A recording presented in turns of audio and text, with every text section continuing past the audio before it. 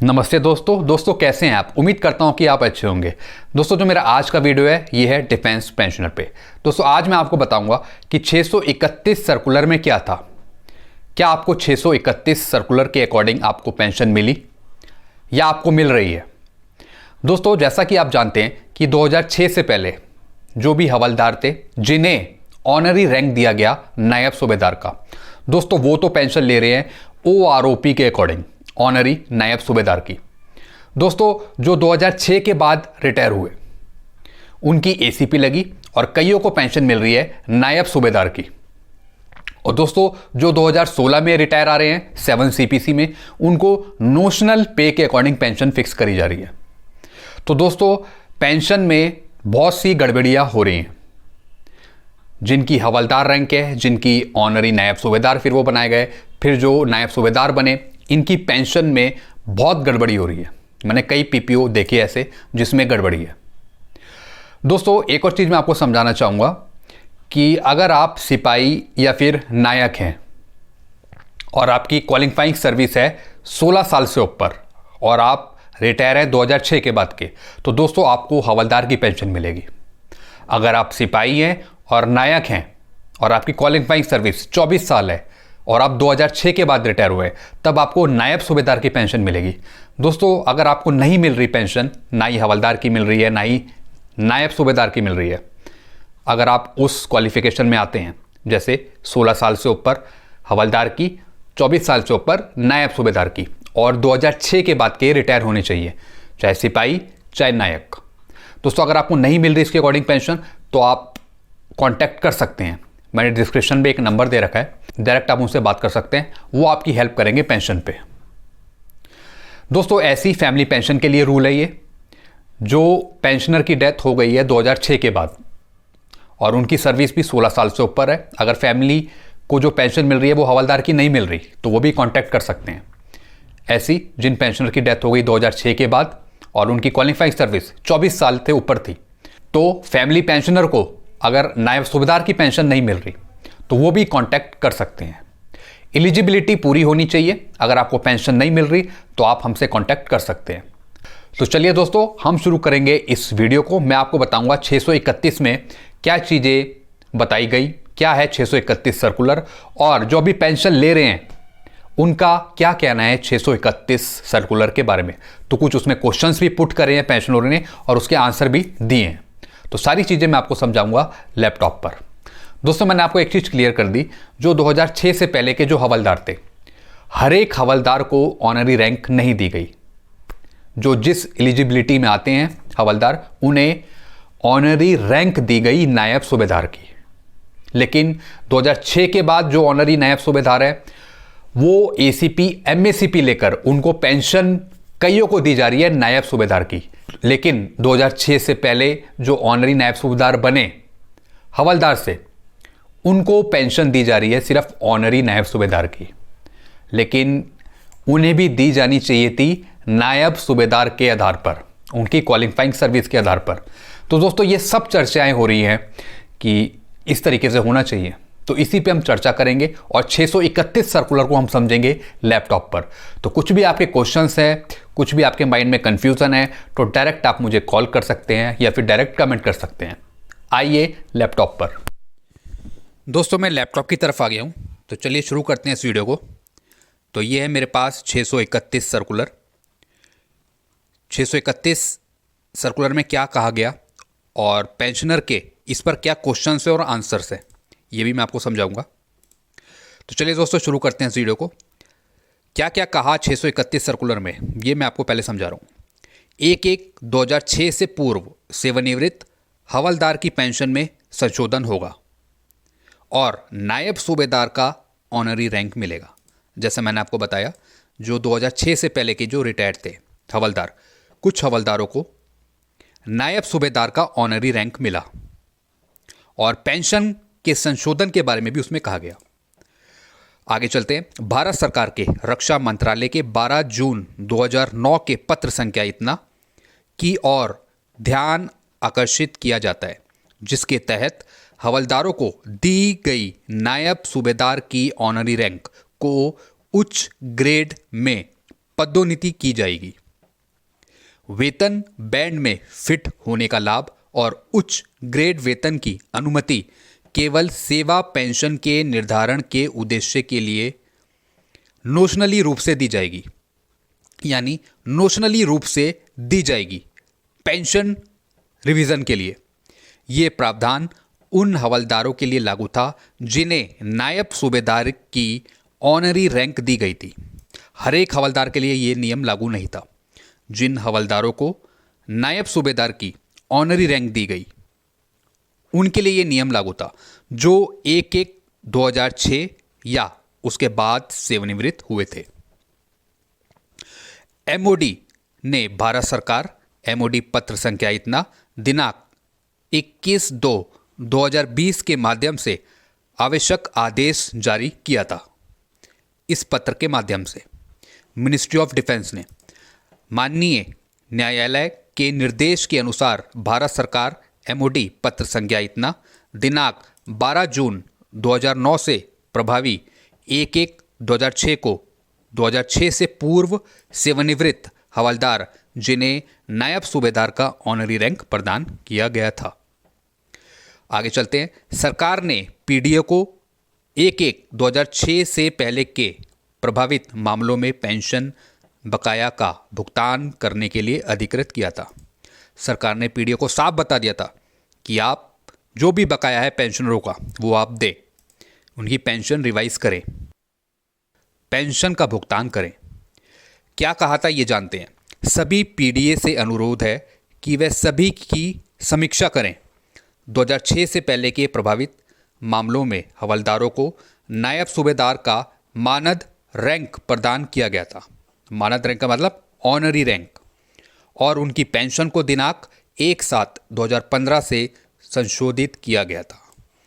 इस आदेश की दरों के अनुसार 1/1/2006, 1/7/2009 और 24/9/2012 को देय आहरण विवरणी तैयार कर समस्त प्रभावित पेंशन भोगियों को इस संबंध में देय बकाया का भुगतान करने के लिए कहा। जैसा कि संशोधित तालिका 15 वर्ष या उससे अधिक की योग्यता सेवा के लिए उपलब्ध थी। नायब सूबेदार ऑनरी रैंक की पेंशन, विशेष पेंशन, अमान्य पेंशन और 15 साल से कम की योग्यता सेवा के लिए विकलांगता पेंशन के सेवा तत्व प्राप्त कर रहे हैं, उनकी पेंशन इस कार्यालय द्वारा कोर के माध्यम से संशोधित की गई थी। इस तरीके से पेंशन रिवाइज हुई थी। आगे चलते हैं। वित्त मंत्रालय व्यय विभाग ने निम्नलिखित शर्तों के साथ प्रस्ताव पर सहमति व्यक्त की थी। क्या शर्तें थी वित्त मंत्रालय के द्वारा? एक ऑनरी रैंक नायब सूबेदार की संशोधित पेंशन जो 1/1/2006 से पहले सेवानिवृत्त हो गए थे, एक ऑनरी रैंक नायब सूबेदार से अधिक नहीं होगी जो 1/1/2006 को या उसके बाद सेवानिवृत्त हुए थे। ये पहली शर्त थी। दूसरी शर्त, एक ऑनरी रैंक नायब सूबेदार की संशोधित पेंशन जो 1/1/2006 से पहले सेवानिवृत्त हो गए थे, एक नियमित नायब सूबेदार से अधिक नहीं होगी जो 1/1/2006 से पहले या बाद में सेवानिवृत्त हुए थे।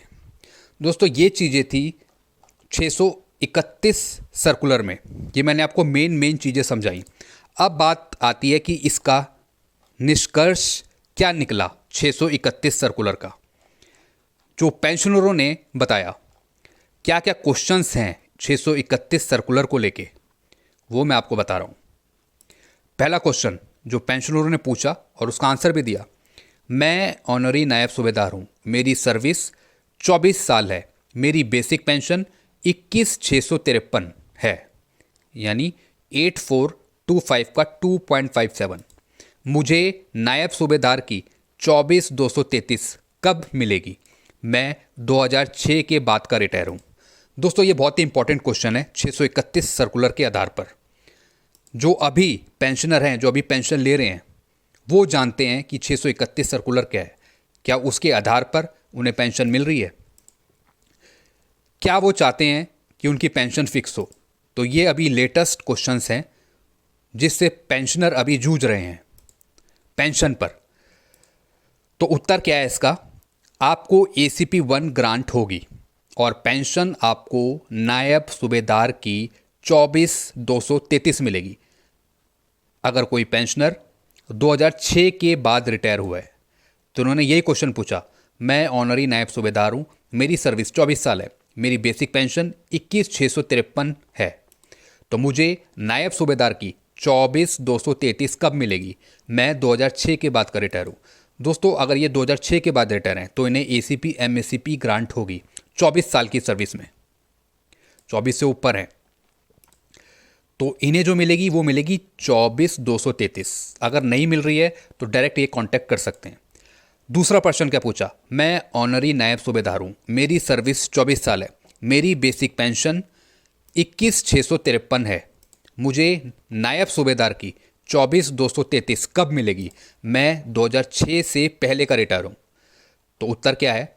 आपको पेंशन अभी 21,653 मिलेगी और एरियर भी मिलेगा या मिल गया होगा, लेकिन 2006 से पहले रिटायर हुए ऑनरी नायब सूबेदार को 24,233 नहीं दे रहे हैं अभी, उसी पर बात चल रही है। कोर्ट का डिसीजन आएगा तब मिलेगी। दोस्तों, अभी 1-2 दिन पहले मेरे पास पेंशनर का कॉल भी आया था। वो 2006 से पहले के रिटायर हैं, ऑनरी नायब सूबेदार। शायद उनको एरियर भी मिल गया था, लेकिन पेंशन नहीं दे रहे थे वो 24,233 नहीं दे रहे थे, ये उन्हें मिल रही थी 21,653। तो आप इसका भी वेट करें, इस पर बात चल रही है, जब कोई डिसीजन आएगा तब सबके लिए लाभदायक होगा।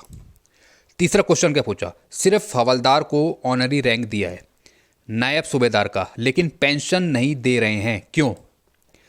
उत्तर क्या है? हर हवलदार को ऑनरी रैंक नहीं दिया है नायब सूबेदार का, कुछ हवलदार को मिला है ऑनरी रैंक नायब सूबेदार का। पेंशन भी दोनों की अलग है, 2006 के बाद अलग और 2006 से पहले वालों की अलग। आगे भविष्य में सबकी समान होगी पेंशन, किसी की कम ज़्यादा नहीं होगी। चौथा क्वेश्चन क्या पूछा? मैं 2006 से पहले का ऑनरी नायब सूबेदार हूँ, हवलदार की पेंशन पर फिक्स हूँ, मुझे एरियर नहीं मिला, ना ही पेंशन मिल रही है ऑनरी नायब सूबेदार की। उत्तर क्या लिखते हैं? आपको दोनों चीज़ मिलेगी, ऑनरी नायब सूबेदार की पेंशन भी और एरियर भी। पांचवा प्रश्न क्या पूछते हैं? मैं 2006 के बाद रिटायर हुआ हूँ, मेरी सर्विस 24 साल से ऊपर है, लेकिन मुझे हवलदार की पेंशन मिल रही है, मुझे नायब सूबेदार की पेंशन नहीं मिल रही है। दोस्तों, अगर ऐसा नहीं है तो आप कांटेक्ट कर सकते हैं। उत्तर क्या लिखते हैं? आपकी ACP MACP लगेगी और आपको पेंशन मिलेगी नायब सूबेदार की और उसका एरियर भी मिलेगा। तो दोस्तों, अगर आपको इसके अकॉर्डिंग पेंशन नहीं मिल रही है, जैसे ये क्वेश्चन करे गए हैं, जो उसके उत्तर हैं उसके अनुसार आपको पेंशन नहीं मिल रही, तो आप डायरेक्ट कांटेक्ट कर सकते हैं। दोस्तों, अब मैं आपको 3 पॉइंट बता रहा हूँ। अगर इससे रिलेटेड भी आपको प्रॉब्लम है तो डायरेक्ट आप मेरे से या फिर डिस्क्रिप्शन में कांटेक्ट है, वहाँ पर आप डायरेक्ट बात कर सकते हैं, वो भी आपकी हेल्प करेंगे। तो क्या है?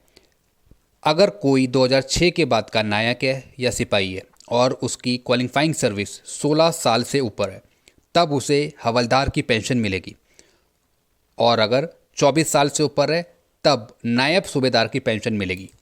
अगर नहीं मिल रही है तो आप कांटेक्ट कर सकते हैं हमारे से।